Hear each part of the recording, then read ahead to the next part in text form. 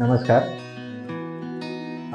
आजच्या या दिवसामध्ये लहान मुलांचे जे आई वडील आहेत, पालक आहेत, ते खूप घाबरलेले आहेत, बिथरलेले आहेत. कारण लहान मुलांमध्ये खूप सर्दी खोकल्याचं प्रमाण चालू आहे, न्यूमोनियाची साथ चालू आहे.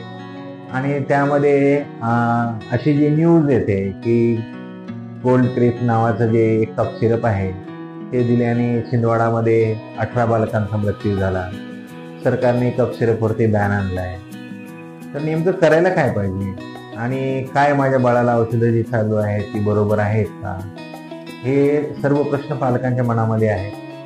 सकाळपासून संध्याकाळपर्यंत अनेक पालकांचे फोन येत आहेत, मेल येत आहेत आणि जे काही पालक ओपीडीमध्ये दाखवायला येतात ते सगळे चिंताग्रस्त आहेत की काय करायला पाहिजे. हे झालं काय ते सर्वात पहिले पाहणं गरजेचं आहे. कफ सिरप म्हणलं की कॉम्बिनेशन हे आपल्या देशामध्ये सत्य आहे. लहान मुलांमध्ये खास करून गव्हर्नमेंटने खूप वर्षापूर्वीच कॉम्बिनेशन सिरप बॅन केलेली आहे. त्यामुळं त्याचे वेगवेगळे कारणं आहेत. आज आपण डिटेलमध्ये या व्हिडिओमध्ये पाहूया.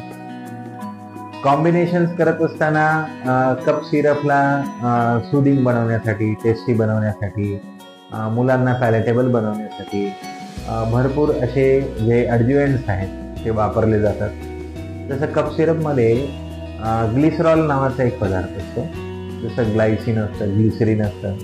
आपण जेव्हा घसा खवखवतो आणि घशामध्ये त्रास होतो त्यावेळेस त्याला सूद करण्यासाठी जसं आपण मध वापरतो तसं कफ सिरपमध्ये मधासारखा एक पदार्थ असतो, त्याला म्हणतात ग्लिसरॉल, जो एकदम सेफ असतो आणि तो मेडिसिन सोबत एक ॲडज्युएंट म्हणून, अजून एक ॲडिशनल म्हणून काम करतो. घशाला सुदिंग करण्यासाठी तो वापरला जातो.